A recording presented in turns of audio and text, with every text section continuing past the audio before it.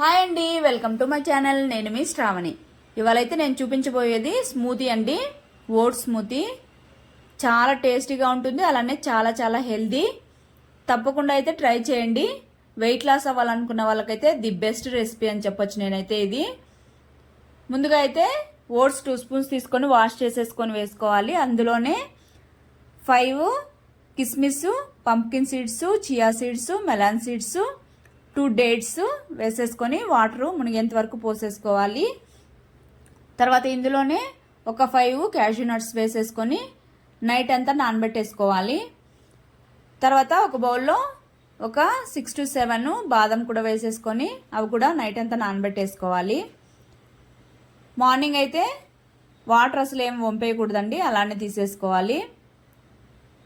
బాదంకు మాత్రం పీల్ తీసేసుకొని మొత్తం మిక్సీ జార్లో వేసేసుకొని మీకు నచ్చిన ఫ్రూట్స్తో అయితే స్మూతీ చేసేసుకోవచ్చు. నేనైతే బనానాతో స్మూతీ చేసుకుంటున్నాను. ఒక హాఫ్ బనానా వేసుకుంటున్నాను, ఫుల్ అయితే అవసరం లేదు.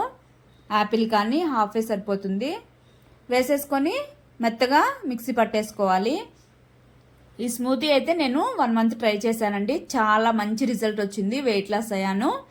బ్రేక్ఫాస్ట్కి బదులుగా ఇది తీసుకుంటే తప్పకుండా ట్రై చేయండి. మీరు కూడా వెయిట్ లాస్ అయ్యారా ఏంటి అనేది కామెంట్ చేయండి.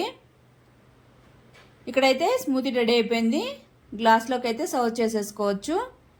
మీకు ఒకవేళ కావాలంటే పైన డ్రై ఫ్రూట్స్ అయినా వేసేసుకోవచ్చు, లేదంటే బనానా ఒక 2 slices పైన వేసేసుకొని అయినా తాగొచ్చు.